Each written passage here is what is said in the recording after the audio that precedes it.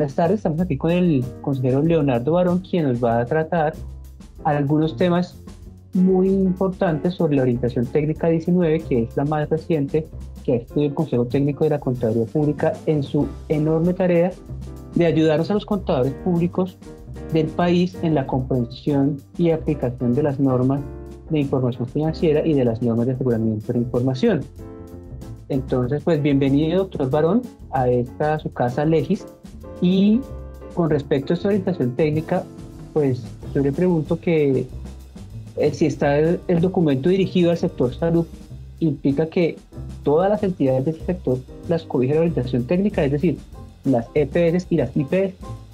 Bueno, muchas gracias, Edwin, y un saludo a esta casa editorial. Básicamente decirles a todos que la orientación 19 se desarrolló también en conjunto con la Superintendencia Nacional de Salud. Entonces fue un esfuerzo entre ellos y nosotros. ¿Por qué se dio esta orientación, Edwin? Se dio porque en Colombia tenemos unos procedimientos específicos relacionados con las empresas promotoras de salud, las EPS. Las EPS tienen unas consideraciones o unas transacciones que no son tan homogéneas en el resto del mundo, porque si bien es cierto, la Ley 100 del 93 empezó siendo una copia de modelos de otros países, según algunas personas, lo cierto es que esa Ley 100 ha sido modificada muchas veces. Todo el tema de cómo se remuneran a las EPS ha venido cambiando y pues eso se están volviendo cada vez modelos más propios. ¿Por qué fue necesaria la orientación? Para aplicar la NIC 8 y la sección 10 cuando precisamente vamos a desarrollar políticas contables a transacciones que no están claramente identificadas en la NIF.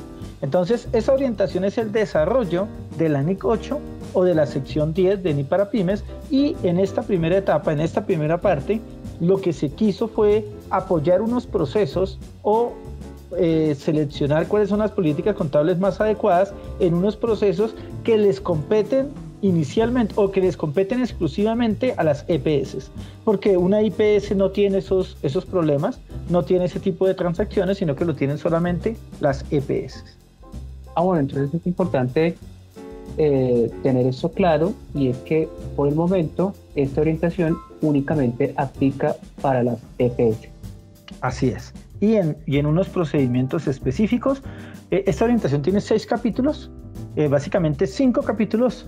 Trata 5 transacciones o 5 hechos económicos o 5 sucesos que ocurren en las EPS y que, como les digo, no son tan claros en las NIF porque las NIF no conocen lo que sucede acá. Entonces lo que hicimos es interpretar qué es lo que hay que hacer, cuál es la mejor forma de hacerlo, cumpliendo las normas de contabilidad e información financiera vigentes en Colombia.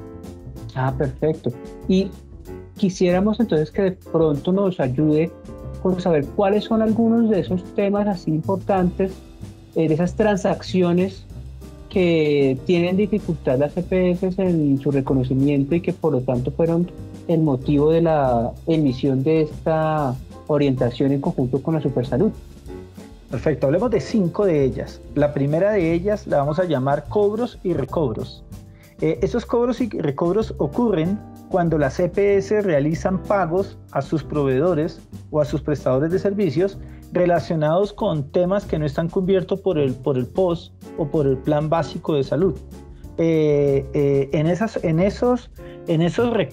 valores que ellos pagan, que no están cubiertos, pues la ADRES, que es la entidad que digámoslo así, que es como lo que antes conocíamos como el FOSIGA, o quien administra el FOSIGA mejor, la ADRES es la entidad que realiza ese pago a la EPS, pero la EPS tiene que a su vez pagarle al tercero. Entonces ese proceso de cobro y recobro no está tan claramente establecido en la NIF. Muchas EPS hacían sobre la misma transacción, tenían políticas contables diferentes, y precisamente ahí es donde se encontró que era necesario unificar esa política contable respecto a un procedimiento que aplica básicamente en el país. Ese es el primero. El segundo lo vamos a llamar el proceso de compensación. Y el proceso de compensación es que muchas veces las personas creen que cuando pagan su seguridad social, esa plata de la seguridad social va para la EPS. Y resulta que las EPS no es que reciban ese dinero de la seguridad social, pues dicho, digamos lo recaudan, pero no es que sea ingreso para ellas. Para ella el ingreso es la UPC. Por eso era que alguien mencionaba de manera jocosa que yo pago mucha plata, le decía a la EPS, yo pago mucha plata por el aporte de salud y me prestan un mal servicio. Y resulta que muchas veces para la EPS puede ser mejor cliente no ese gerente que gana mucha plata, sino que para ella es mejor cliente esa madre cabeza de hogar que de pronto tiene dos o tres hijos, le puede ser mejor cliente porque su UPC puede ser mayor que la de ese gerente.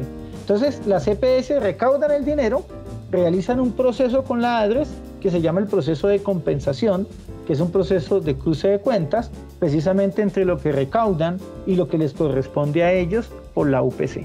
Es un proceso también especial, el cual pues con la Superintendencia de Salud se intentó emitir la política contable más adecuada. Hay un tercer punto, Edwin, tiene que ver con la liquidación mensual de afiliados. Como le decía, la EPS su ingreso, una parte de su ingreso es la UPC. Entonces esa UPC se liquida a través de lo que se conoce como la LMA, liquidación mensual de afiliados. Entonces se estableció cuál es la política contable más adecuada para contabilizar, para reconocer esa liquidación mensual de afiliados. Un cuarto tiene que ver con algo que en el sector salud se llama las reservas técnicas, las glosas a la facturación y la liberación de la reserva técnica. Muchas veces nosotros creemos que la EPS es la que presta servicios de salud y resulta que la EPS no presta servicios de salud, esa es la IPS. La EPS es lo que ellos llaman una prestadora de servicios de aseguramiento en salud.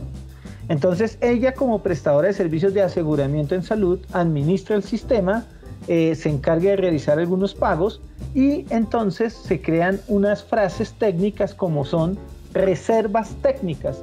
Esas reservas técnicas es lo equivalente en NIF a un pasivo. Entonces pueden haber pasivos estimados, pueden haber pasivos por cuentas por pagar o pueden existir también provisiones relacionadas con esas reservas técnicas. Por supuesto fue necesario también dar una instrucción respecto de cómo se aplican esas normas de contabilidad e información financiera frente a este tema relacionado con las reservas técnicas y la glosa. Tenemos por último un quinto punto que es lo que se llama recursos del presupuesto máximo, que es un tema especial para cubrir algunos eventos como no POS, donde digamos el ADRES entrega un dinero que se llama recursos de presupuesto máximo y las entidades lo tienen que ejecutar, tienen que registrar algunos gastos o tienen que reconocer algunos gastos relacionados con este dinero que reciben. Entonces también se desarrolló una política contable relacionada con esta situación. Entonces, así a grosso modo intenta abarcar esos 5 puntos que no son del día a día, ¿no? Que no son muy del día a día. Pero muy interesante saber de qué se trata este nuevo documento de verificación técnica. Sobra decir que el documento está disponible en la página web del Consejo Técnico de la Contaduría Pública y también pues ya lo tenemos en nuestras publicaciones de Legis, especialmente en la doctrina sobre normas de información financiera, para que sea consultado por nuestros suscriptores. Pues doctor Barón, le agradezco mucho en nombre de Legis su gran ayuda con esta información útil para todos los contadores y como siempre nuestro objetivo es la divulgación del conocimiento lo más que se pueda, en este caso el conocimiento contable, para que todos los contadores del país nos ayudemos entre nosotros mismos. Muchísimas gracias nuevamente. Muchísimas gracias a Legis y gracias por aportar conocimiento técnico a los contadores. Muchas gracias.